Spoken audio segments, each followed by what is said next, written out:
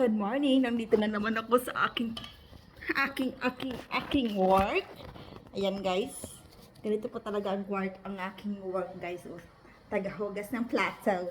So, kailangan ko maghugas, maglinis ng aking bakuran. Ayan po guys. Nag-washing na ako. Ganyan po ang trabaho ko. Nag-washing, naghuhugas, magliligpit ng makalat na silid. Ayan guys, maglilinis tayo ng ating bahay in 2 hours. OMG, ganito po ang buhay natin sa abroad.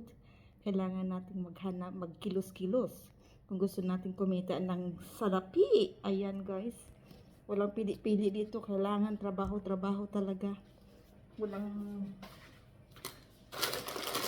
Walang arte-arte. Kailangan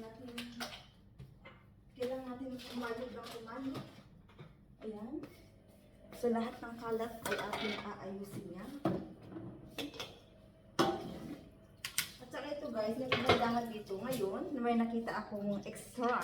Ito, pag ipunin ko, ilalagay ko doon sa spark plug machine. So, magkakaroon ako ng points. So, lahat ng water bottle at saka can, ikikit ko to. Mamaya, dadalhin ko to doon. Sa bahay na lang. Ayan. Daling ko yan sa bahay mamaya. Ayan. Ipunin ko yan. Saglit lang.